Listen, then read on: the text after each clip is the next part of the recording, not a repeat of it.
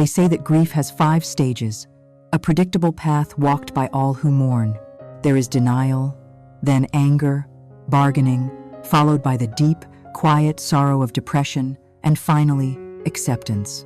But they neglect to mention the 6th stage, the one that is born only when loss is laced with the poison of betrayal. It is the stage where grief hardens, where sorrow sharpens into a point, and justice is no longer a concept you hope for, but a debt you intend to collect. For Ilara Vance, that 6th stage began in a sterile, air-conditioned room on the 42nd floor of the Hadley and Finch Law Building. The polished mahogany table reflected the grim skyline of the city, a mirror of the cold emptiness that had taken root in her heart since her father, Richard, had passed a month ago. Across from her sat Serafina, her stepmother, a woman so perfectly composed she seemed less a grieving widow and more a sculpture carved from ice and ambition. Her mourning attire was a custom-made black dress that probably cost more than Ilara's entire wardrobe, a silent testament to her priorities. The air was thick with the scent of expensive perfume and unspoken animosity. The lawyer, a man whose face was a mask of professional apathy, cleared his throat and began to read the last will and testament of Richard Vance. Ilara's mind drifted as the lawyer's monotone voice listed assets, the sprawling family estate, the portfolio of stocks and bonds, the art collection, the offshore accounts. These were just words, echoes of a life that was no longer there. She was here for a final sense of closure, a final word from the father she adored. And then, the words sliced through her haze. To my beloved wife, Serafina Vance, I bequeath the entirety of my remaining estate, in all its forms, tangible and intangible. A pause. Ilara held her breath, waiting. Surely there was more. The lawyer continued, his eyes flicking towards her for the first time. To my cherished daughter, Ilara Vance, I leave the sum of $50,000 and my personal rosewood chess set, in the hope that she continues to find the wisdom in the game we so dearly loved. The room fell silent. $50,000. It was less than the cost of the car Serafina drove. It was an insult, a dismissal. Ilara looked at her stepmother, and she saw it. Not a flicker of sympathy, not a hint of shared loss. She saw a slow, deliberate smile curve Serafina's perfectly painted lips. It was the smile of a predator, the victor in a silent, brutal war Ilara hadn't even known was being fought. In that moment, the grief for her father was eclipsed by a chilling, horrifying clarity. His death wasn't just a tragedy, it was the final move in a perfectly executed checkmate. The lawyer slid the heavy, ornate chess box across the table. As Ilara's fingers touched the cool, lacquered wood, she knew this was not just a memento. It was the only piece of her father's legacy that hadn't been stolen, and within it, she felt not the comfort of memory, but the heavy, undeniable weight of a game that was only just beginning. Before Serafina, the world had a certain logic, a comforting set of rules that Ilara understood. Her life was a quiet, ordered universe, and its son was Richard Vance. He wasn't just a father, he was her partner in discovery, her intellectual confidant. Ilara, by nature, was an observer, a girl who preferred the hushed halls of museums and the dusty archives of libraries to the loud chaos of the outside world. She was training to be an art historian, a profession dedicated to finding the stories hidden beneath layers of varnish and time. Her father, a man who built an empire on seeing the value in forgotten properties, understood this instinct perfectly. Their bond was forged, not in grand gestures, but in the shared quiet of his study, a room that smelled of old leather, roasted coffee, and the faint, sweet scent of pipe tobacco. It was forged over the 64 squares of their rosewood chessboard. She could still feel the weight of the marble queen in her hand, cool and solid, as her father's voice, a low and patient rumble, guided her through the intricacies of a Sicilian defense. Every piece has its purpose, Ilara, he would say, his eyes twinkling, even the pawn. Never underestimate the power of something that seems small. With the right strategy, it can cross the entire board and become a queen. For him, chess was a metaphor for life, for business, for everything. It was about seeing 10 moves ahead, about anticipating your opponent, about protecting your king. But more than that, it was their language. It was how he taught her to think, to be patient, to see the hidden patterns in the world. Those hours were the foundation of her life, a time when she felt seen, understood, and utterly safe. The world was a complex but solvable puzzle, and her father was always there to help her find the solution. Then came Serafina. She entered their lives like a masterpiece, appearing at auction flawless, captivating, and impossibly valuable. Richard had met her at a gallery opening. She was a curator, a woman with a voice like honeyed wine and a knowledge of the arts that rivaled his own. When he brought her home to meet Alara, she was the picture of grace and warmth. She complimented the house. She admired Alara's early research papers. She spoke of Richard with a reverent adoration that made him beam. He was a man who had been lonely for a long time since Alara's mother had passed, and Serafina filled a silence in the house that he hadn't realized was deafening. He fell for her, completely and irrevocably. Alara, the quiet observer, saw something else. She saw the way Serafina's smile never quite reached her eyes. She saw how her hand on Richard's arm seemed less like an affectionate touch and more like the staking of a claim. There was a rehearsed perfection to her, a chilling lack of spontaneity. It was a feeling Alara couldn't name, a subtle dissonance she, with her eye for authenticity and forgery, couldn't ignore. But how could she explain that to a man so thoroughly in love? How could she say, her warmth feels like a performance, without sounding like a jealous, petulant child? So she stayed silent and watched as the subtle invasion began. It started small. The first casualty was the grand, slightly faded portrait of Alara's mother that had hung in the main entryway for 2 decades. "Richard, darling," Serafina had said, her voice laced with concern. "It's a magnificent painting, truly. But the light here is so harsh, it's causing the colors to fade. We must preserve her. Let's move her to the upstairs sitting room, where she'll be safe." It sounded like an act of reverence, of care. But the result was a quiet banishment. Her mother's welcoming face no longer greeted visitors. She was relegated to a room they rarely used. In its place, Serafina hung a sterile, abstract modern painting, all sharp lines and cold colors. Next were the furnishings. The comfortable, worn leather armchairs in her father's study, the ones that held the shape of his body, were replaced with sleek, uncomfortable chrome and white fabric chairs that looked like they belonged in a magazine, not a home. "We need to brighten this place up, darling," Serafina had cooed. "Let's celebrate our new life together." The heavy oak dining table, where Alara had done her homework as a child, was swapped for a glass monstrosity that showed every fingerprint. The warm wooden heart of the house was slowly being replaced by a cold, minimalist showroom. Each change was logical, explained away with impeccable taste and a concern for modernizing the space. But Alara knew what it was. It was an erasure. Serafina wasn't just redecorating a house, she was systematically dismantling a home, wiping away every trace of the family that had existed before her. Even their routines, the sacred rhythms of their life, were overwritten. The quiet Sunday mornings Richard and Alara used to spend with the newspapers, and a game of chess became extravagant brunches for Serafina's circle of friends.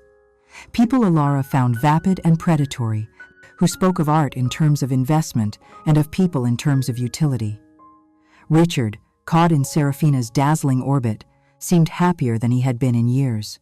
When Alara once tried to gently protest, to say that the house no longer felt like theirs, he had simply patted her hand. "Don't be silly, Ellie. Serafina is just breathing new life into this old place. It's good to have a woman's touch around here again." The words, meant to be comforting, felt like a betrayal, a dismissal of the woman whose touch had made the house a home in the first place. And so, Alara retreated. She told herself she was being selfish. She poured her energy into her university studies, spending more and more time in the city, away from the increasingly alien environment of her childhood home. She created a respectful distance, believing she was giving her father and his new wife the space they needed. She didn't see it as a retreat then, but now, sitting on the floor of her tiny apartment, she saw it for what it was, a strategic withdrawal. Serafina hadn't pushed her out with force. She had simply made the territory so inhospitable that Alara had abandoned her post.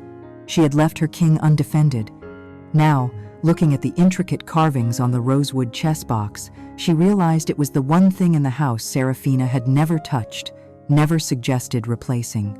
To her, it must have seemed like a dusty, sentimental relic, an insignificant pawn. And in her arrogance, Serafina had overlooked the one lesson Richard had tried so hard to teach his daughter. Never, ever underestimate the pawn. The beginning of the end started not with a bang, but with a cough. A persistent, weary cough that Richard dismissed as a lingering cold. But the cold never left. It clung to him, sapping the strength from his voice and the light from his eyes. Alara, visiting from the city on weekends, noticed the change immediately. The formidable man who had taught her to command armies of wood and ivory now seemed tired, his sharp mind softened at the edges by a fog of fatigue. The doctors were initially optimistic, offering diagnoses that sounded complex but manageable: fibrosis, a neurological imbalance, things that could be managed with medication and rest. Rest. That was the word Serafina clung to, the word she would soon weaponize with devastating precision. As weeks bled into months, the manageable condition became a creeping siege. Serafina transformed into the very model of a devoted, worried wife. She hired private nurses, consulted with specialists, and turned the master suite into a state-of-the-art sick room. On the surface, it was a breathtaking display of love. But to Alara, it felt like the construction of a fortress, and she was on the outside of the walls. Her visits became shorter, more regulated. "He's just so tired today, darling," Serafina would whisper to her at the door, her face a perfect mask of sorrowful concern. "The doctor says his immune system is terribly weak. We can't risk any exposure. Why don't you let him sleep?" Then the visits became phone calls, which Serafina would monitor. "He gets agitated trying to keep up with conversations, Alara. Let's just send him our love. He needs absolute tranquility." Tranquility was the excuse. Isolation was the goal. Alara now understands that during those long, quiet months, while she was anxiously waiting for updates, a different kind of work was being done. She imagines it now with a painful clarity. Her father, propped up on pillows, his mind clouded by a cocktail of painkillers and sedatives. And Serafina, always there, a constant, soothing presence, her voice a gentle poison in his ear.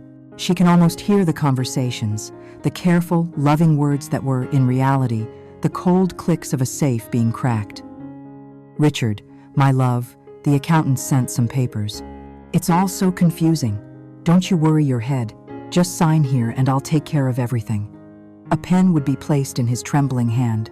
A signature, weak and spidery, would be scrawled. She can picture Serafina holding up another document, perhaps a change to his power of attorney. "This is just a formality, darling, so I can pay the staff and manage the bills without having to bother you. It will simplify everything while you focus on getting strong again." And the final, most audacious move, the updating of the will. "We need to protect Alara's future," she would have said, her voice dripping with manufactured sincerity. "She is brilliant, but she knows nothing of this world, of the sharks in these waters. If anything were to happen, the burden of managing this empire would crush her. We must protect her from it. I will be the steward, the guardian of your legacy, and I will ensure she is always taken care of. I promise you." It was a masterpiece of manipulation. She wasn't stealing an inheritance. She was graciously accepting a sacred duty. In his weakened state, her father wouldn't have seen it as a betrayal. He would have seen it as a final, beautiful act of love from the woman he adored. The end came via a phone call on a Tuesday morning. For days, Serafina had reported that he was resting comfortably, a phrase Alara now knows is a euphemism for being kept in a drugged stupor. Then came the call, Serafina's voice breaking with perfectly rehearsed anguish. "Alara, he's gone. My darling is gone. He passed away peacefully in his sleep just a few moments ago." The news shattered Alara's world, and in the initial, all-consuming agony of grief, there was no room for suspicion. She wept for her lost father, and in a strange, disconnected way, she even felt a pang of sympathy for the grieving widow who had been by his side until the very end. That sympathy evaporated under the fluorescent lights of the lawyer's office. As the final words of the will echoed in the silent room, The last month of her father's life replayed in her mind, no longer as a tragedy, but as a heist. The regulated visits, the intercepted phone calls, the endless talk of rest and tranquility, it was all a strategy. Serafina had isolated the king, removed all other pieces from the board, and then slowly, methodically, dismantled his defenses until he was hers to claim. When Serafina placed a cold hand on her arm afterwards and murmured, "I know this is difficult, dear, but Richard just wanted you to be free to live your own life," Alara had to physically restrain herself from recoiling. The audacity of it, to frame grand larceny as a gift of freedom, was breathtaking. The final blow came that evening. Ilara was in her childhood room, numbly staring at photos, when Serafina appeared in the doorway, no longer wearing the mask of a grieving widow. Her face was calm, her voice businesslike. "Ilara, I'll be starting the process of liquidating the estate's assets immediately. The real estate agent is coming tomorrow to appraise the house. I'll need you to have your personal belongings packed and removed by the end of the week." There was no discussion, no negotiation. It was an eviction notice. She was a stranger in her own home. The next few days were a blur of cardboard boxes and hollowed-out memories. She packed her books, her clothes, the few photographs of her mother that Serafina hadn't already archived in the basement. The house already felt different, colder, as if its soul had departed with her father. The last thing she packed was the heavy rosewood chess set. It felt like the only real thing left.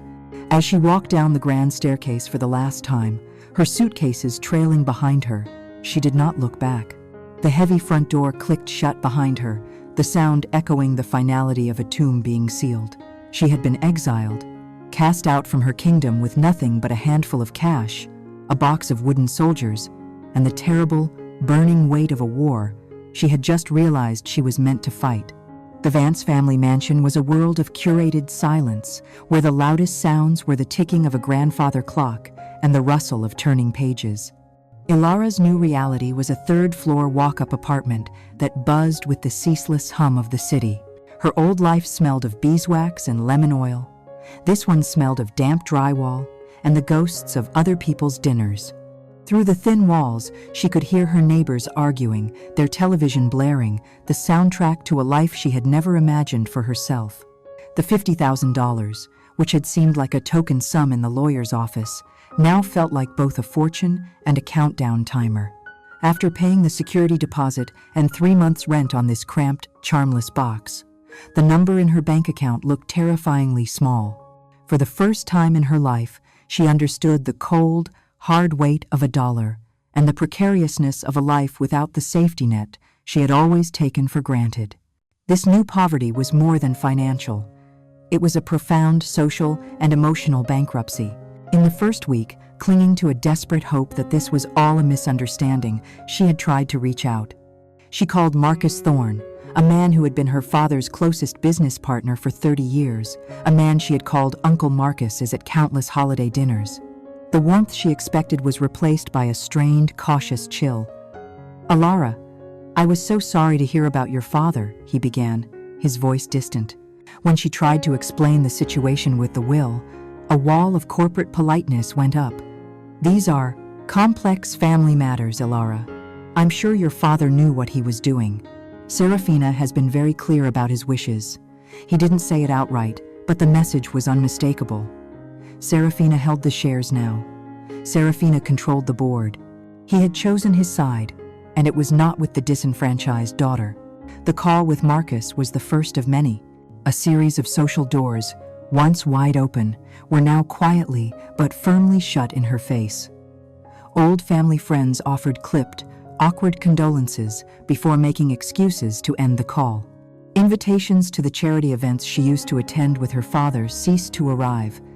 She had become a ghost in her own life, an inconvenient reminder of a past that the new queen, Serafina, was busy erasing. The society that had once embraced her as the heir to the Vance legacy now saw her as a potential problem, a loose thread in the tidy narrative Serafina was weaving. Ilara learned the brutal lesson of the powerless. Loyalty, she discovered, is often just a calculation of future benefit, and she had nothing left to offer. While Alara was learning to navigate the grocery store budget aisle, Serafina was mastering the art of the society pages. Alara would see her in the glossy magazines at the checkout counter, a radiant, smiling widow, her grief presented as a kind of noble, beautiful burden. Serafina Vance, a pillar of strength, hosts Gala for Arts Foundation, one headline read. The accompanying photo showed her in a glittering gown, raising a glass of champagne in the grand ballroom of the Vance mansion, a room now stripped of all its former warmth and filled with strangers. Serafina wasn't just living a life of luxury, she was performing it for the world, cementing her new identity as the benevolent matriarch of the Vance fortune. She was buying not just assets, but a new history for herself. The ultimate desecration came a month later, when Alara stumbled across an online catalog for a major auction house. The title of the sale made her stomach clench: The Private Collection of Richard Vance. Serafina wasn't just selling assets, she was liquidating his soul. She was selling his first edition books, the ones he had read to Alara as a child. She was selling his collection of antique maps, each one representing a journey he had dreamed of taking. And then Alara saw it, a lot number that made the air leave her lungs, a delicate, antique sapphire necklace. It had belonged to her mother. Richard had kept it in a velvet box in his safe, a sacred relic. Now, it was being offered up to the highest bidder, just another bauble to adorn the neck of some stranger. This was no longer about greed. This was an act of pure, spiteful erasure. Serafina wasn't content to simply take the future. She was methodically burning the past, ensuring that nothing of the family that came before her would remain. That night, Alara hit the bottom. She sat in the dark of her tiny apartment, the city lights painting indifferent stripes across the floor. The grief, the betrayal, the humiliation, the profound, crushing loneliness, it all converged into a single point of absolute despair. She had lost everything. Her father was gone. Her home was gone. Her name was now meaningless. She was nothing. In her mind's eye, she saw Serafina's triumphant smile, and for the first time, she truly understood defeat. Then, her gaze fell upon the one object she had from that life, sitting on a stack of cardboard boxes, like a king on a makeshift throne, the rosewood chess set. She walked over to it, her movements slow and heavy, and ran her fingers over the smooth, inlaid wood. It was the only thing Serafina had deemed worthless, an old game, a sentimental trinket. She lifted the lid. The familiar scent of aged wood filled the small room, a scent from a different lifetime. She picked up a single, humble pawn. She rolled it in her palm, feeling its familiar weight. And then she heard it, as clearly as if he were sitting beside her, her father's voice, patient and calm. Never underestimate the power of something that seems small. The words echoed in the desolate silence of her mind. Grief was a fog, but this voice was a lighthouse. Another memory surfaced. The goal is to protect your king, Alara. But her king was gone. He had been captured. The game was over. Or was it? What happens when the king falls? The game doesn't just end. The board is cleared for a new one. A different objective emerges. It's no longer about protection. It's about retribution. A new feeling, cold and sharp, cut through the suffocating blanket of her sorrow. It was rage, a clean, clarifying, and profoundly energizing rage. The tears stopped. Her breathing steadied. Serafina had played a masterful game of acquisition and consolidation, but she had made one critical error. She had won, declared checkmate, and swept the pieces from the board, all except one. She had left a single pawn standing. Alara closed her hand around the small wooden piece, its polished surface cool against her skin. Serafina thought the game was over. Alara now knew it had just been reset. And in this new game, she would not be playing defense.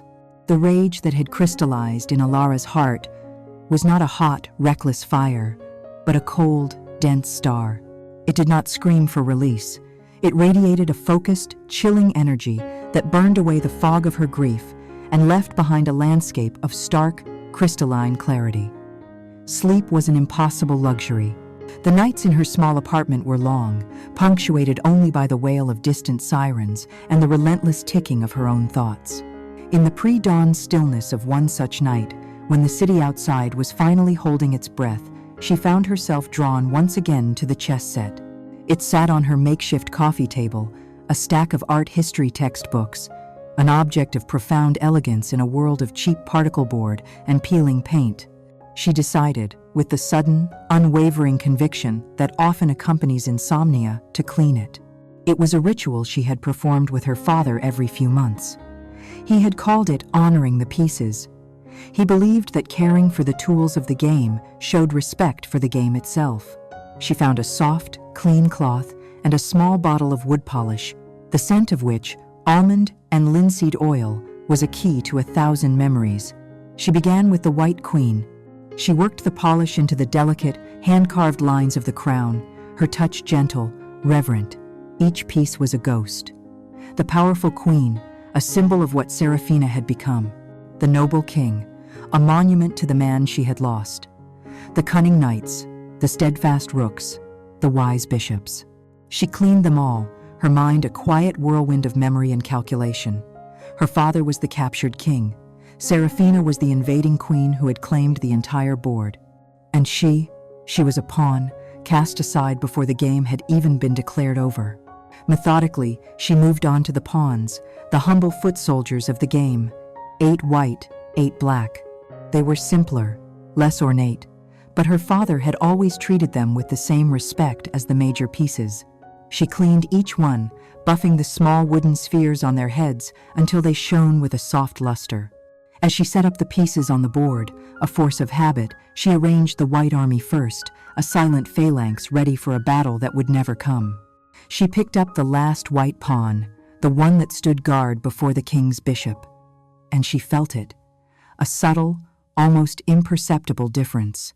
She paused, her fingers wrapped around the small wooden figure. She picked up its counterpart on the queen's side. She weighed them in her palms, one in each hand. Yes, it was there. The bishop's pawn was heavier. Not by much, a mere fraction of an ounce. But it was an undeniable discrepancy in a set known for its perfect, uniform craftsmanship. Her heart began a low, heavy drum against her ribs. All the grief, all the anger, coalesced into a single point of intense focus. Her training as a researcher took over. She placed the pawn on the table and examined it under the light of her desk lamp.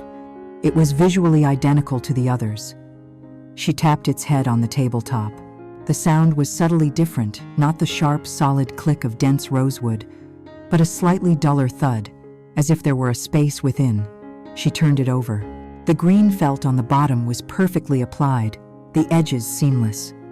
But she knew.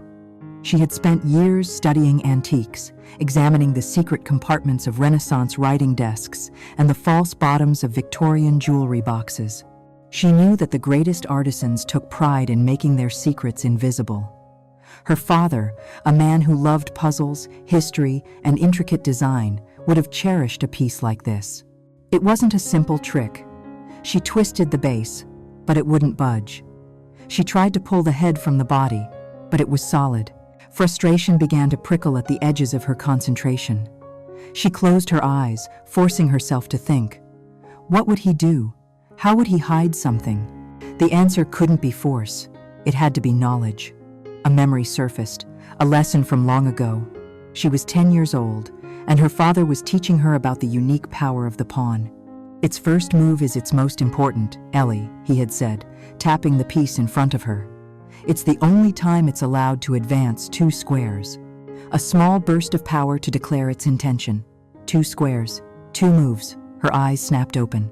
Holding the pawn firmly, she used her thumb to press upwards on its base. Not a twist, but a push. She pressed once, nothing. Her heart sank. She pressed again, a second, firm push. A faint click, almost too quiet to hear, echoed in the silent room. She looked down. A hairline crack, finer than a spider's thread, had appeared around the circumference of the pawn's base. It was real. This was real. Her breath caught in her throat. With trembling fingers, she carefully worked the base loose. It came away in her hand, revealing a small, hollow chamber within the body of the pawn. And nestled inside that chamber was a tiny, tightly rolled scroll of paper, secured with a single strand of red thread. It looked ancient, fragile, and more precious than any jewel in Serafina's stolen collection. She retrieved a pair of tweezers from a small drafting kit on her desk, her hands shaking so badly it took 3 attempts to grasp the scroll. She carefully snipped the thread and, using 2 pairs of tweezers, slowly unrolled the brittle paper on the surface of the chessboard. It was not a letter, it was not a confession. It was a message, stripped down to its barest, most essential components, written in her father's unmistakable architectural script. There were only 2 lines. The first was a sequence of numbers and letters: 4,815, B, 1,623. The second was a name: Isabella Thorne. She stared at the words, her mind racing. The numbers meant nothing to her, though the format suggested a code, a locker, or perhaps a safe deposit box. But the name was a complete void: Isabella Thorne.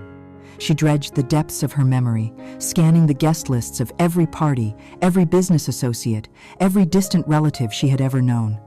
The name did not exist in her world.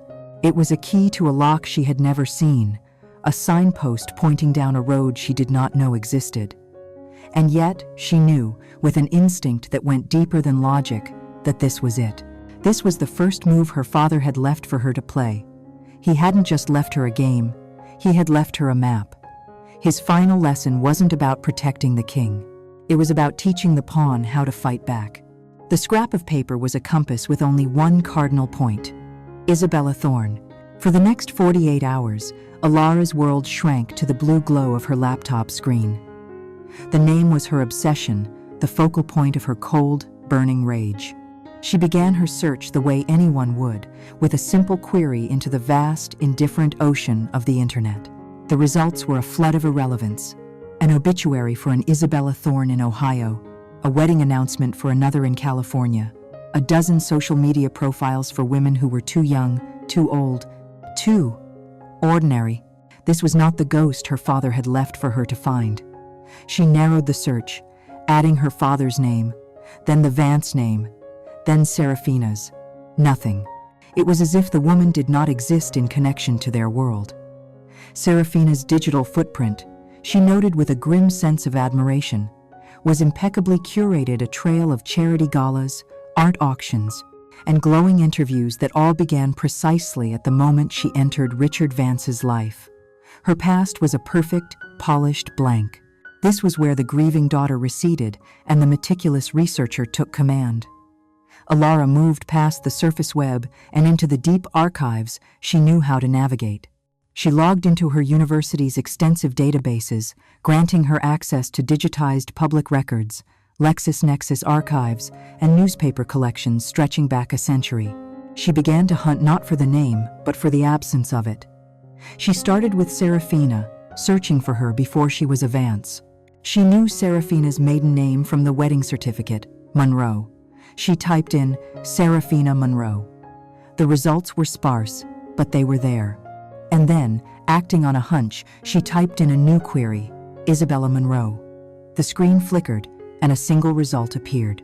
It was a scanned, grainy article from a minor society paper in upstate New York, dated 25 years ago. The headline read, "Monroe Sisters to debut at Winter Ball." And there, in a faded black and white photograph, were 2 young women. One was unmistakably a younger Serafina, her smile already a dazzling, calculated weapon. The other, standing slightly behind her, was a girl with a quieter, more serious face and dark, intelligent eyes. The caption was simple: Serafina and her elder sister, Isabella. Alara leaned back in her chair, the air leaving her lungs in a slow hiss. A sister. Serafina, the self-proclaimed orphan, the solitary prodigy who had forged her own destiny, had a sister. The lie was so fundamental, so audacious, it destabilized everything. All her life, Serafina had painted a masterpiece of a past for herself, and Alara had just discovered the original canvas bleeding through the layers of paint. It was the first concrete proof that her instincts had been right all along.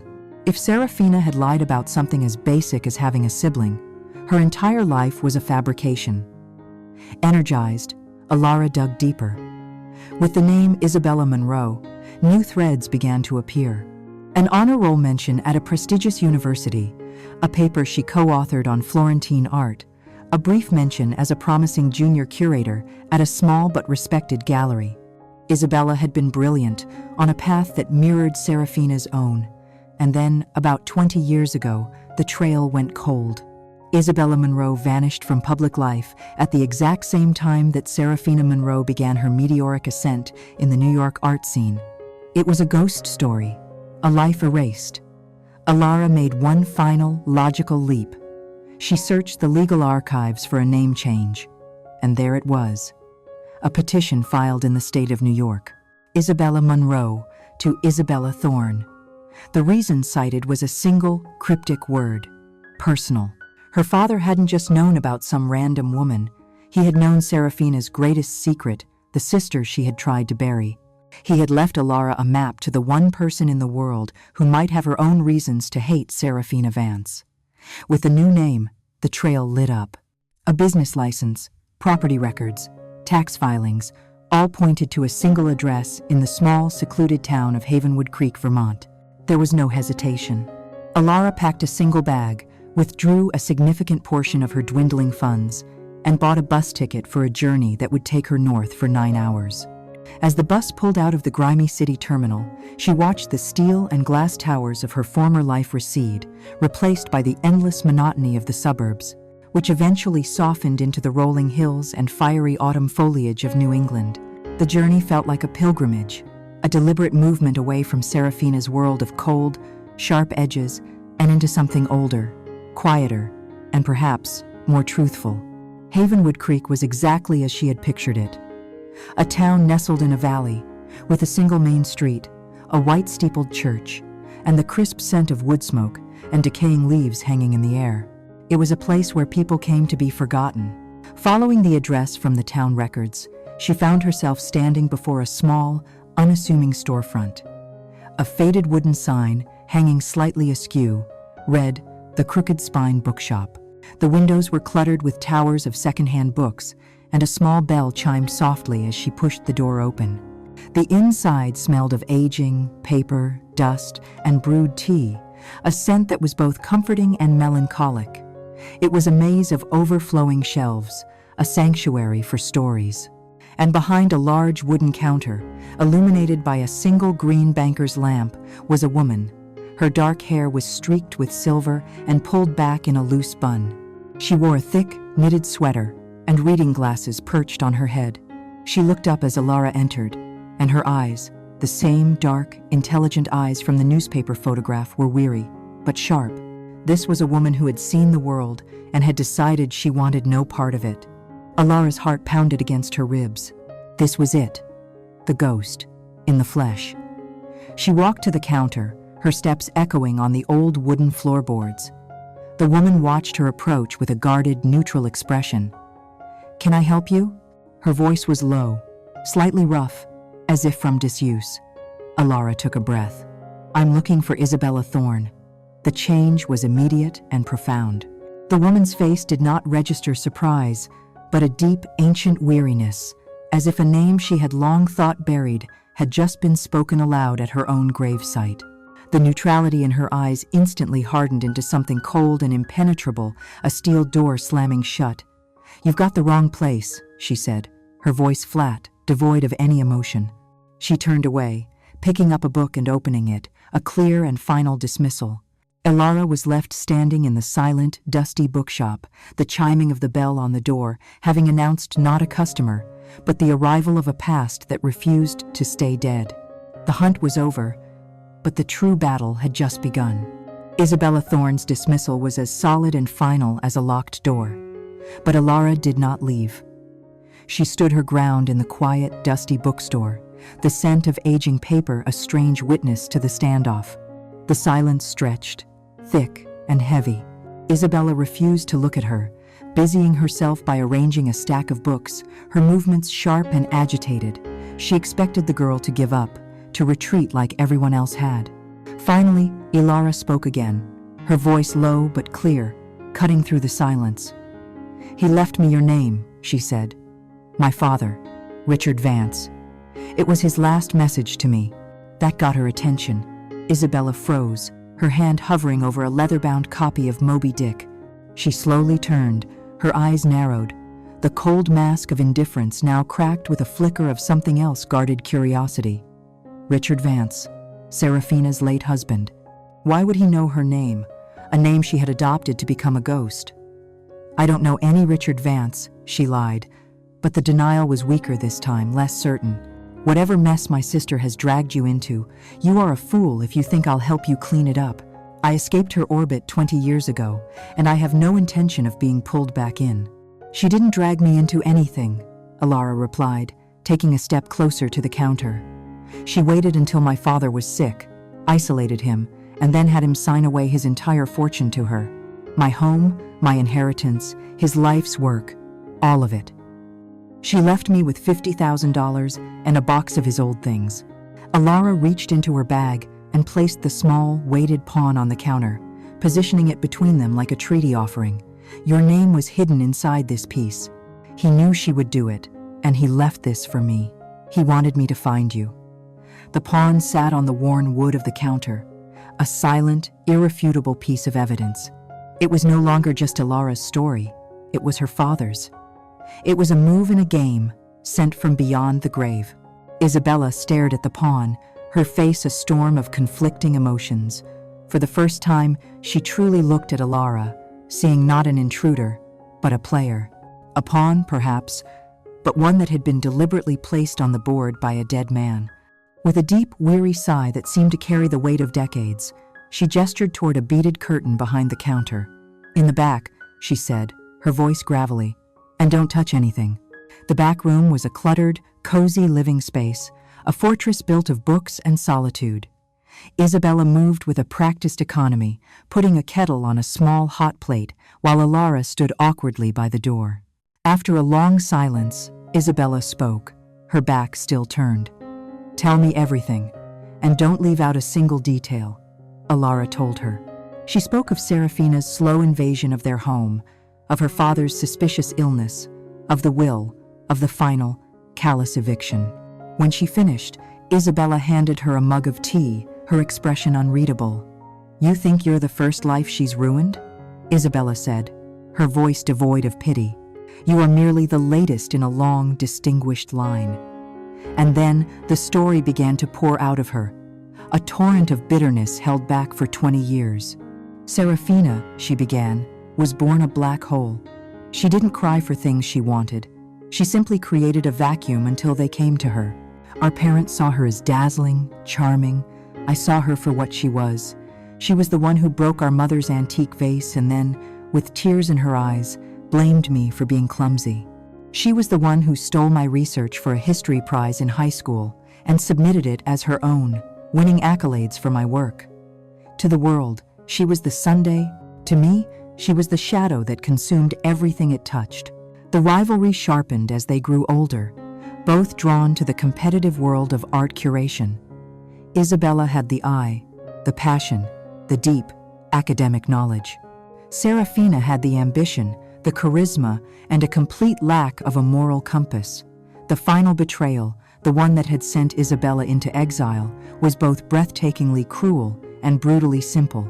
Our parents, Isabella said, her voice dropping to a near whisper, had a small but very valuable collection of modernist paintings. It was our family's nest egg, our inheritance. I was its curator, its protector. Seraphina, who was already living far beyond her means in New York, saw it as her personal bank account. She came to visit our ailing father, and while she was there, she had two of the most valuable paintings replaced with museum-quality forgeries.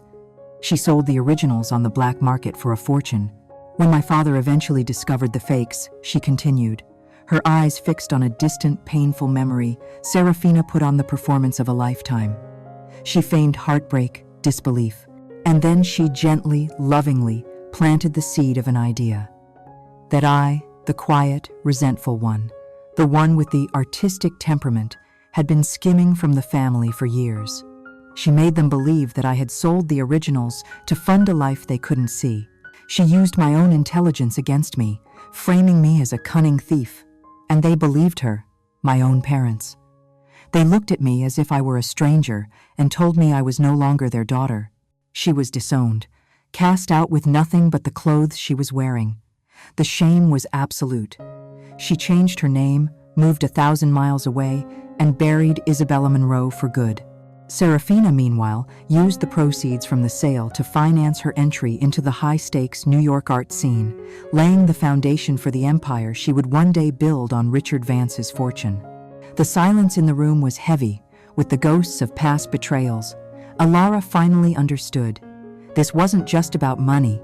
It was about a lifetime of calculated cruelty. "She hasn't changed," Alara said softly. "She did the same thing to my father. She isolated him, twisted his reality, and then took everything. I have his journals, his private financial records. I have proof of what she did in his final months. You have the truth of who she has always been." Alara leaned forward, her voice filled with a new, hard-edged intensity. "Help me. Together, we can take back what she stole from us." Isabella looked at Alara, her dark eyes appraising her, searching for weakness. For 20 years, she had dreamed of revenge, but it had always been a cold, solitary fantasy. Now, a weapon had just walked through her door. "I am not interested in your sentimental notions of justice, girl," Isabella said, her voice like flint. "Justice is a fairy tale. I am interested in annihilation.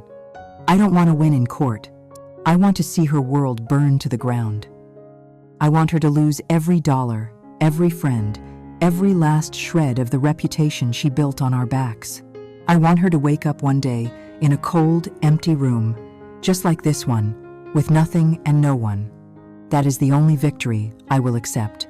If you are not prepared for that, if you have any reservations about becoming the monster you are fighting, then walk out that door right now."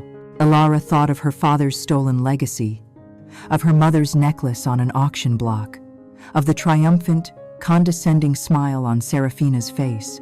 She met Isabella's cold, hard stare without flinching. "I'm prepared," she said. The word was a vow, an alliance, forged in the fires of betrayal and tempered with a shared thirst for vengeance, had just been born. The alliance between Alara and Isabella was a fragile, unlit chemical reaction waiting for a spark. That spark was the cryptic message on the scrap of paper. Isabella, a woman who had spent 2 decades in a state of suspended retreat, was now a creature of sudden, decisive action. The numbers, she declared, were for a safe deposit box. The bank had to be old, discreet, the kind of institution that valued privacy over profit. The Sterling Trust Bank on the Upper East Side, a bastion of old money and unspoken secrets. The key, she surmised, was not something they had to find, it was something they already possessed. She examined the hollowed-out pawn and its base. "This is the key," she said with certainty. "The number code is for the bank's records. This," she held up the small wooden base, "is for the lock itself. Your father was a clever man." They took the early morning train back to the city, the journey a reversal of Alara's lonely pilgrimage just days before. They sat opposite each other, a pair of silent conspirators, the air thick with unspoken thoughts. Isabella was a coiled spring of nervous energy, her eyes scanning the passing landscape as if seeing it for the first time in years. Alara held the chess piece in her pocket, its familiar weight, a constant, grounding presence. She was no longer just a grieving daughter. She was the executor of a secret will, a soldier on a mission, assigned by her father from beyond the grave. The Sterling Trust Bank was a temple of finance, all marble floors, brass fittings, and a hushed, cathedral-like silence. It felt like stepping into a different century, a world away from Serafina's sterile modernism. When Alara presented the box number and her identification, the bank manager, a severe man in a perfectly tailored suit, looked at them with polite suspicion until Alara also produced the access code, 1623. His eyebrows raised a fraction of an inch. He led them from the opulent main hall, through a series of locked gates, and finally to the vault, a massive circular door of polished steel that seemed to guard the secrets of the entire city. The air inside was cool, dry, and smelled faintly of metal and paper. The manager located the box. number 4815B, and inserted his own key, turning it with a firm click. He then gestured to the second lock. It was small, unconventional, with no visible keyhole. Ilara's hand trembled slightly as she retrieved the base of the pawn. She pressed it against the lock. It fit perfectly, sinking into a hidden recession with a soft, satisfying click. The heavy metal door of the safe deposit box sprang open. Isabella leaned forward, her eyes gleaming with anticipation. Inside, there was no glittering gold, no stacks of cash, no velvet pouches filled with jewels. There was only a long, slim, metal document box. They carried it to a private viewing room, the weight of it feeling far heavier than its physical mass. Ilara lifted the lid. Inside, nestled on a bed of worn velvet, lay two books. One, a thick, formidable-looking business ledger bound in dark green leather, and the other, a simple, black moleskine journal. Isabella's face fell for a split second, the flicker of disappointment from a woman who perhaps hoped for a more tangible form of vengeance. But Ilara knew. She knew this was the real treasure. That night, back in the cramped confines of her apartment, they opened the books. The ledger they set aside for a moment. It was the journal that Ilara reached for first. It was her father's voice, a voice she thought she would never hear again. Her hands shook as she opened it to the first entry, dated 6 months prior. She began to read aloud, her own voice a fragile whisper in the quiet room. The first few entries were filled with love for Serafina. "Serafina is a miracle," he had written. "She manages everything, shields me from every worry. The medication makes my head so foggy, but she is always there, my clear North Star." But as the weeks went on, the tone began to shift. A seed of doubt, planted in a moment of clarity. "A lucid morning," one entry read. "Saw a document on the nightstand before she took it away. A large funds transfer to a company I've never heard of. SM Holdings." When I asked, she smiled, kissed my head, and said it was just some clever estate planning. The fog rolled back in. I feel so tired. The entries grew more desperate, the handwriting more erratic. She limits my calls with Ilara now. She says it tires me out, that I need my rest. But I hear the strength in my daughter's voice, and it's the only thing that feels real anymore. I feel like I'm a prisoner in my own home, a king in a gilded cage. And then the final, heartbreaking entry, written just a week before he died. "I cannot fight her directly, not anymore. The body is a traitor, and mine has fully surrendered. But the mind can still play the game. She thinks she has the king cornered. But I will leave the board set for a new player. My queen has been captured, but my pawn is still on the board. She will know what to do. Box 4815 BC ode 1623. Forgive me for leaving you to fight this, Ellie." Tears streamed down Ilara's face, but they were not tears of sorrow. They were tears of validation, of fierce, wounded pride. He hadn't been a fool. He had been a prisoner of war, fighting back in the only way he could. While Ilara was lost in the emotional wreckage of her father's last words, Isabella, the pragmatist, had opened the green leather ledger. Her eyes, sharp and analytical, scanned the pages. This was a language she understood. The ledger was Richard's secret, meticulous record of Serafina's crimes. Every page was a testament to his sharp business mind, even as his body failed him. He had cross-referenced his official corporate accounts with his private notes, documenting every anomaly. There were notations in the margins, written in his familiar, spiky script. SM Holdings, he had written next to a large transfer. SM equals Serafina Monroe, investigate. Next to another, unexplained disbursement. Funds tracked to an account in the Cayman Islands. He had documented the systematic siphoning of his own company, the underselling of assets to shell corporations owned and controlled by his wife. After nearly an hour of silent, intense study, Isabella finally looked up. The weariness was gone from her face, replaced by a cold, triumphant fire. "This is it," she said, her voice low and steady. "This is the whole damn thing. It's a blueprint of her entire conspiracy. He's mapped out every step she took, every dollar she stole. This isn't just evidence of theft, Ilara. This is proof of a calculated, long-term plan to defraud. He's handed us her head on a platter. Alara looked from the journal in her hands to the ledger in Isabella's. Her father had not abandoned her. He had armed her. This was his true legacy. Not the money or the houses, but this last, brilliant strategic move. The journal was his declaration of war. The ledger was the battle plan. The chess set had not been a memento of the games they had played. It was the weapon with which she would play the final game. And now, she and Isabella had everything they needed to begin. The weeks that followed were a blur of sleepless nights and caffeine-fueled days. Alara's small apartment, once a sanctuary of grief, transformed into a war room. The floor was littered with papers, the walls covered in timelines and diagrams connecting shell corporations to offshore accounts. It was a landscape of meticulous, ordered rage. Alara, holding her father's journal like a sacred text, initially thought their path was obvious. "We have to take this to the district attorney," she insisted, her voice resonating with a naive faith in the system. "This is irrefutable proof of fraud, of theft." Isabella, hunched over the green leather ledger with a jeweler's loop, didn't even look up. "No," she said, her voice flat and final.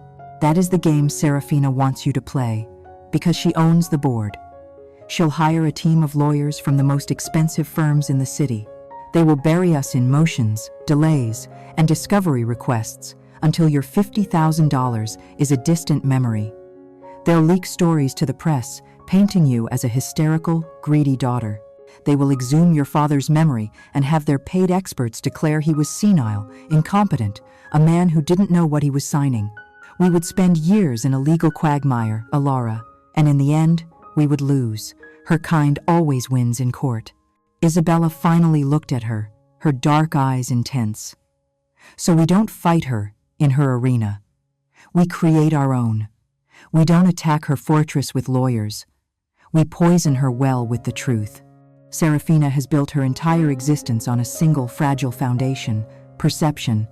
She craves respectability, admiration, and above all, status. Her money is just a tool to acquire those things. We will not attack her bank accounts directly. We will attack her reputation. And once that is gone, the money will follow. Isabella's strategy was not one of legal justice, but of social annihilation. It was a plan born from a lifetime of understanding her sister's unique brand of narcissistic ambition. The target, Isabella declared, was obvious. It was the one night of the year where Serafina's curated world was on full display, the annual Vance Foundation Charity Gala. It was Serafina's crowning achievement, the event where she played the role of the benevolent, grieving widow, using Richard Vance's name to launder her own reputation. It was the one night where all the pillars of her empire, the fawning high society friends, the powerful business partners she courted, and the fawning press would be gathered under one roof. "It's the perfect stage," Isabella said with a grim smile. "She will gather the audience for her own execution." The irony is so exquisite, it's almost a work of art. Their plan was a three-pronged assault, designed to dismantle Serafina's world from the inside out. The first prong involved the names in her father's ledger. They were not just entries on a page, they were a list of Serafina's other victims. Alara and Isabella spent days tracking them down. Their first success was with a man named Arthur Kensington, a retired industrialist who had been a friend of her father's. The ledger showed that Serafina had orchestrated a deal to buy out his minority share in a joint venture, paying him a fraction of its true worth by hiding a major pending contract. When Alara called him, he was initially dismissive, another voice from a past he had put behind him. But when she emailed him the scanned page from her father's private ledger, with Richard's own notes expressing his suspicion, a long-dormant anger was reignited. He agreed to help, providing them with his own documentation of the deal, another piece of ammunition for their arsenal.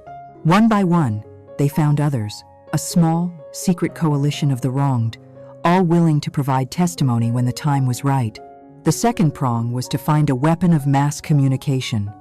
They couldn't just leak this information online, it needed the weight of credibility. Isabella, from her former life in the city, knew of a name, Julian Croft, a tenacious, old-school investigative journalist with a reputation for dismantling corporate criminals. They sent him an anonymous email containing a single, tantalizing piece of information, a record of a transfer from the Vance Foundation to one of Serafina's shell corporations. It was the bait, he responded. They met in a dimly lit coffee shop in a forgotten corner of Brooklyn, two shadowy figures handing a dossier to a man who lived in the shadows himself. He was skeptical, his eyes scanning them with the practiced cynicism of his profession. But as he looked through the copies from Richard's ledger, at the meticulous, handwritten notes of a dying man documenting his own betrayal, the cynicism gave way to a predatory gleam. He agreed to start digging, to verify their claims independently. Julian Croft became their ghost army, silently moving into position. The final prong was the most audacious. They needed a Trojan horse inside the gala itself. Isabella's plan was to hijack the grand presentation at the height of the evening, when Serafina would be on stage, basking in the applause. Alara researched the event production company Serafina had hired. She spent hours scrolling through online forums for event technicians, and she found him, a young, overworked, divided by V-Tech, who had posted a series of bitter complaints about the nightmare client at Vance Mansion, who was arrogant, demanding, and notoriously slow to pay her vendors. They had their inside man. Isabella met him, not with a threat, but with a proposition. She presented him with an envelope containing $10,000 in cash, a significant portion of Alara's remaining funds. She explained that his notoriously difficult client was a fraud, and they needed his help to correct a technical glitch during her speech. The combination of his own resentment and the thick stack of cash was all the convincing he needed. In the final week before the gala, the air in the apartment crackled with a nervous, electric energy. The plan was set. They had compiled a digital dossier, a devastating package containing scanned pages from the ledger, bank statements, corroborating letters from Arthur Kensington and the other victims, and a concise, damning narrative. This package was now in the hands of Julian Croft, whose story was set to be published online at exactly 10 o'clock on the night of the gala, the precise moment the A divided by V technician was scheduled to trigger the glitch. All the pieces were in place. Alara looked at the formal invitation that had arrived in her mail, a cruel token gesture from Serafina. Her name was printed in elegant script, inviting her to attend the celebration of her own father's legacy. Isabella picked it up, her expression a mixture of contempt and anticipation. "She's inviting you to a party celebrating your own destruction," she said softly. "It is only fitting that we attend and burn the whole house down." The grand ballroom of the Plaza Hotel was a galaxy of stolen stars. Light from a dozen crystal chandeliers glittered on diamonds, danced across the surface of champagne flutes, and illuminated the faces of the city's most powerful and influential people. And at the center of this universe, its gravitational core, was Serafina Vance. She was breathtaking. A vision in a custom-made gown of emerald silk that shimmered with her every movement. She glided through the crowd, a word here, a dazzling smile there, her laughter like the chiming of tiny, expensive bells. From a shadowed alcove near the service entrance, Alara and Isabella watched the performance. To Alara, it was like looking at a beautiful, venomous snake, hypnotic in its grace. This was the culmination of every lie, every betrayal, every stolen dollar. It was the fortress built upon the ruins of their lives, and tonight, they were there to tear it down, stone by gilded stone. After an hour of mingling, the lights dimmed. A single soft spotlight found Serafina as she ascended the small stage at the front of the room. Behind her, a 20-foot screen displayed the elegant logo of the Vance Foundation. A respectful hush fell over the audience. She approached the podium, her expression a perfect, poignant blend of strength and sorrow. "My late husband, Richard," she began, her voice resonating with a practiced, emotional tremor, "was a man who built things. He built buildings that touched the sky. But his greatest vision was not of steel and glass, but of a better, more compassionate world. He believed that with great fortune comes a great responsibility." She paused, placing a delicate hand over her heart. "In his name, I am humbled, truly humbled, to continue his legacy of giving." The Vance Foundation is not my work. It is his enduring spirit, a spirit of generosity that touches us all. A single, perfect tear traced a path down her cheek. The applause was thunderous. From their vantage point, Isabella gave a barely perceptible nod. This was the moment, the peak of the lie. Ilara took out her phone, her fingers steady, and sent a single, prearranged text message to the A divided by V technician she had never met. The message contained only one word: now. On stage, Serafina was basking in the glow of adoration. The applause was beginning to subside as she prepared to announce the fundraising totals. Behind her, the Vance Foundation logo flickered once, twice. It dissolved into a brief flash of digital static. The crowd murmured, assuming a minor technical problem. Serafina's smile tightened slightly. Then, the screen reformed. But it was not the logo. It was a crisp, high-resolution image of a bank statement from the Sterling Trust Bank. The name Vance Foundation was clearly visible at the top. A bright red arrow pointed to a withdrawal of $2 million. A second arrow pointed to a corresponding deposit into an account named SM Holdings, Cayman Islands. The murmuring in the crowd grew louder, laced with confusion. Serafina glanced over her shoulder, her practiced smile freezing, then crumbling into a mask of dawning horror. She stared at the screen as if it were a basilisk. Before she could speak, the image changed. Now it was a page from Richard Vance's private ledger, his sharp, angry handwriting annotating the very same transaction, next to a scanned copy of Serafina's passport. Her maiden name, Serafina Monroe, was clearly visible. The SM in SM Holdings was no longer a mystery. The slide changed again, this time to a damning side-by-side comparison. The official undervalued appraisal of Arthur Kensington's company shares, and the true, much higher valuation from her father's private files. It was a rapid, clinical, and utterly devastating presentation of her crimes. At that exact moment, a second, coordinated strike hit the room. Every phone, on every table, buzzed or chimed, almost in unison. A push notification from the New York Chronicle lit up their screens. The headline was a dagger: Investigation. The bitter truth behind the Vance Foundation. Philanthropy or billion-dollar fraud. It was Julian Croft's masterpiece.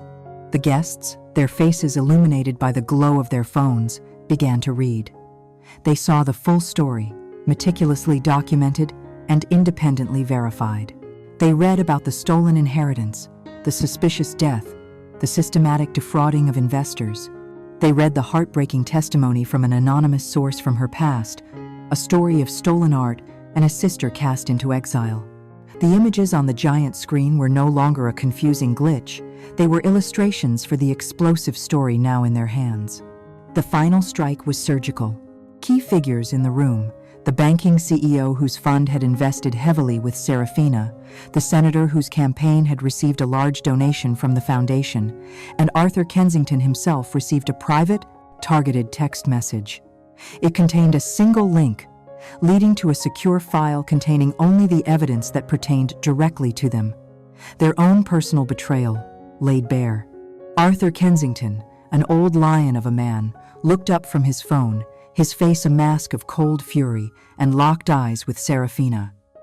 He didn't need to say a word. His look was an indictment, a promise of ruin. The room erupted. The polite, self-congratulatory atmosphere shattered into 1,000 shards of chaos and outrage. The murmurs became angry accusations. People were on their feet, looking from their phones to the stage, their expressions of admiration replaced with shock and contempt. Serafina stood trapped in the spotlight, her world imploding in real time. This is a fabrication," she stammered into the microphone, her voice shrill with panic. "A vicious, coordinated attack. My lawyers will." But no one was listening. Her words were empty noise against the deafening roar of the truth. The pillars of her world began to walk out. First, the money, the investors, and CEOs, their faces grim, already on the phone with their legal teams. Then the power, the politicians and city officials, scurrying away from the taint of scandal. Finally, the society friends, their faces masks of horror as they fled the scene of the social crime of the century. The press, who had come to cover a party, now smelled a kill. Camera flashes began to strobe like lightning, turning the scene into a surreal nightmare. Reporters from a dozen outlets rushed the stage, a pack of wolves sensing a wounded animal. Mrs. Vance, can you comment on the offshore accounts? Is it true you forged your father-in-law's will? What is SM Holdings? Serafina was left alone on the stage, a magnificent queen on a sinking island, her emerald gown now looking like the skin of a serpent caught in the light. The applause was gone, replaced by the shouts of accusation and the frantic clicking of cameras. From the shadows, Ilara and Isabella watched the demolition. This was justice. Not a quiet verdict delivered in a sterile courtroom, but a loud, chaotic, and exquisitely public reckoning. It was the sound of an empire of glass, shattering under the weight of its own lies. The aftermath of the gala was not a slow decline, it was a societal implosion. By morning, the story was a digital wildfire, devouring every news cycle.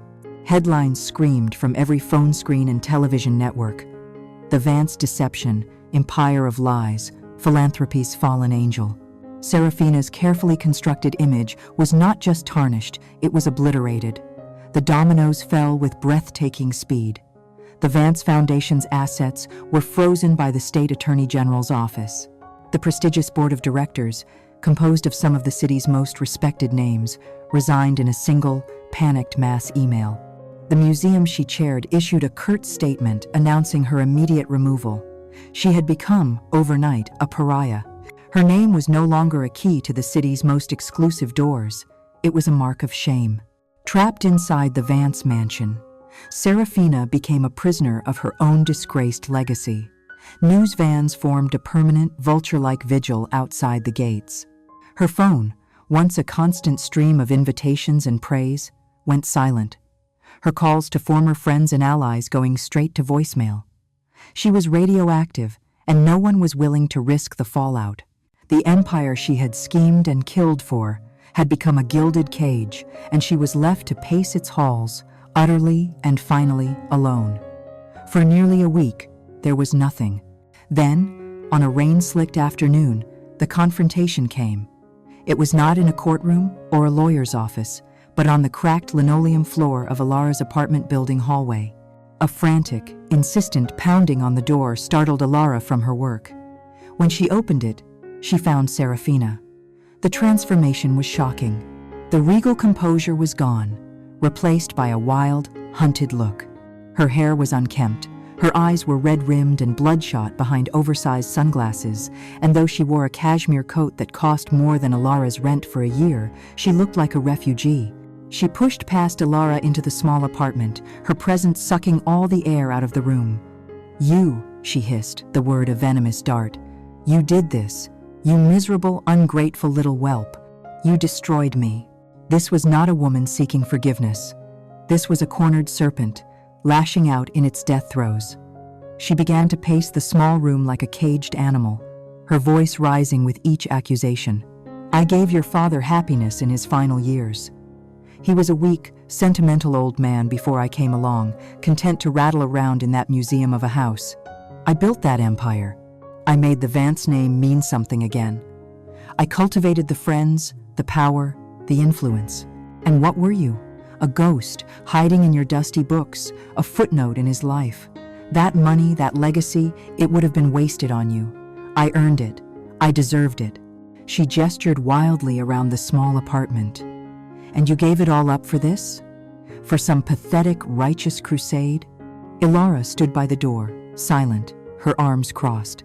She had imagined this moment 1,000 times, played out a dozen different arguments in her head. But now that it was here, she felt a strange, profound calm.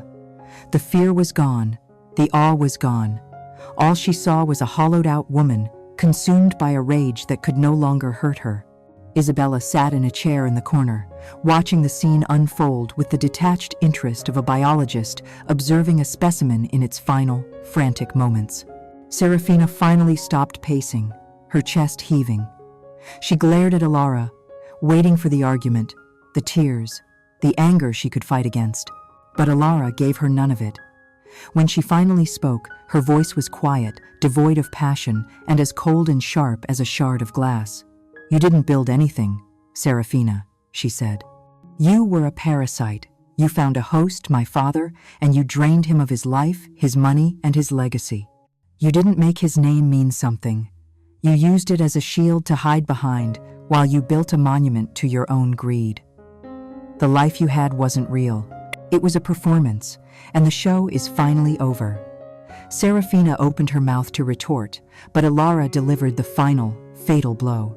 "I used to hate you," she continued, her voice softening with a sad, clinical finality. "I was terrified of you for years.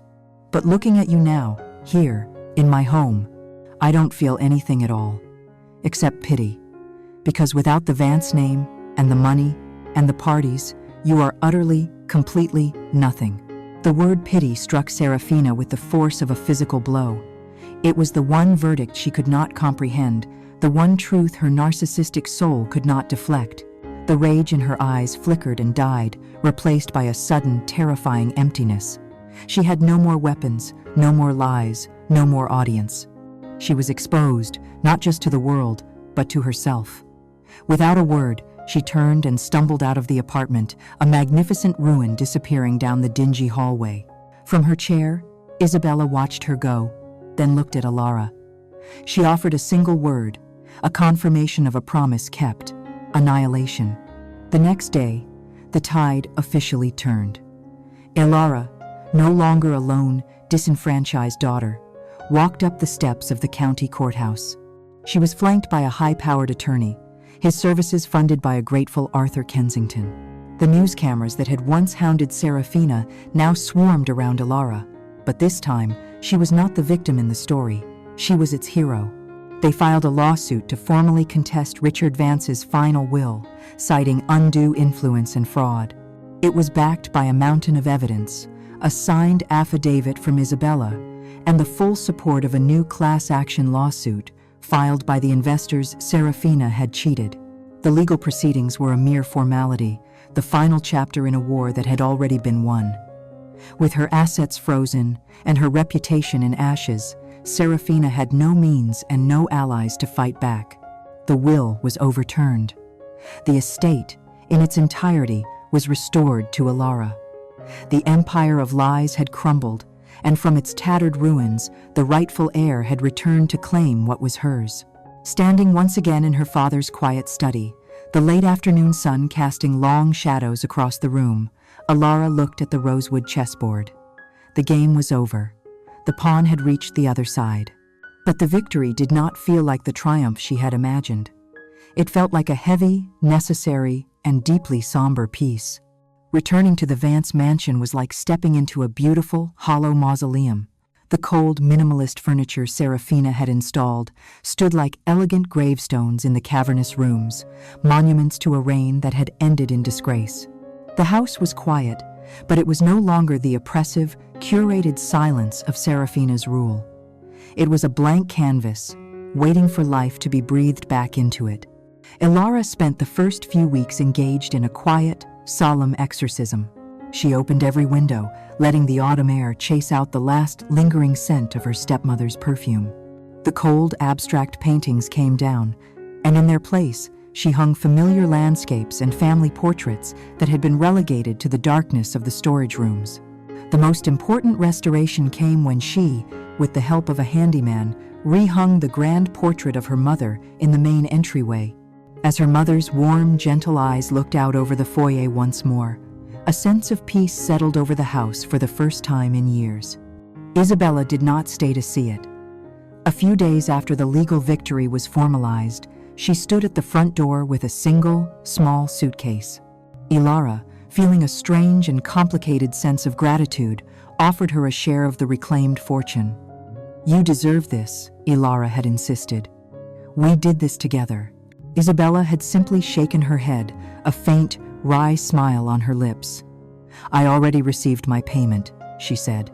It was the look on her face when the lights came up. That was worth more than money. She was returning to her bookstore in Vermont, to her quiet fortress of stories. They had been allies, not friends, two soldiers who had fought a common enemy. With the war over, they had no more need for one another. They shook hands, a brief, formal acknowledgement of the pact they had fulfilled, and then Isabella Thorne walked away, disappearing back into the quiet life she had chosen. With the house slowly returning to a semblance of home, Alara found herself drawn, as always, to her father's study. It was the heart of the house, the one room she was determined to restore to its former state. She placed his books back on the shelves, arranged his pipes in their rack, and finally, she brought out the rosewood chessboard. It was the alpha and the omega of her story, the beginning and the end. She set it on the small table by the window and began to arrange the pieces, a final, symbolic act of closure. King on his color, queen on hers. As she placed the white king on its final square, E1, she felt a subtle give beneath her fingers. It wasn't the piece, it was the board itself. Pressing down gently, she heard a soft, mechanical click. From the ornate mahogany side of the table, a tiny, hidden drawer, no wider than her thumb, slid open with a whisper of well-oiled wood. The board was not just a container, it was a lock. And the king had been the final key. Inside the drawer lay a single, thick envelope of cream-colored stationery. On the front, in her father's elegant, familiar script, was one word: Ilara. Her hands trembled as she broke the wax seal.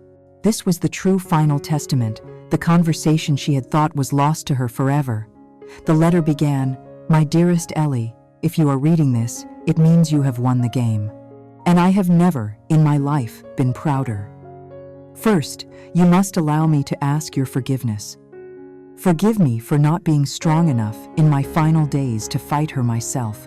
My body had become her prison, but I swear to you, my mind was always yours. I saw what she was. I saw the papers she was having me sign in my medicated haze. I saw the fortune she was siphoning away.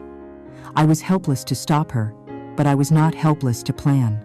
The next paragraph made her sit down, the letter shaking in her hands. "I could have left you a different path, my love. A simple key to a hidden account, enough to let you live your life in comfort. But that would have been an insult to the brilliant, resilient woman I raised. Money is a fleeting thing, Alara. Any fool can inherit it. But strength, intelligence, and conviction, that is the true inheritance of the Vance family. I had to know you possessed it. I had to know you had the will to not just accept your legacy, but to earn it, to fight for it. This terrible ordeal, I am sorry to say, was my final, and most important, gift to you. It was a test, a crucible to forge you. You were always my princess, but I had to see you become the queen, the most powerful piece on the board." The final lines of the letter revealed one last, stunning secret. You did not fight alone. In one of my last moments of clarity, I had my broker make a transfer. I found Isabella Thorne. I learned what her sister had done to her, and I felt the weight of my own blindness. I sent her a sum of money, enough to secure her future, as a silent apology for my part in her family's tragedy. I only asked that if a young woman with a wooden pawn ever came to her door, she would offer her guidance. Her help was not born of vengeance alone, Ilara, but of an honor I hoped she still possessed. It seems my faith in both of you was well placed." Ilara lowered the letter, the tears finally coming, not in a storm of grief, but in a quiet, cleansing rain of understanding. Her harrowing journey had not been a random tragedy. It had been a carefully orchestrated endgame designed by her father to make her the victor.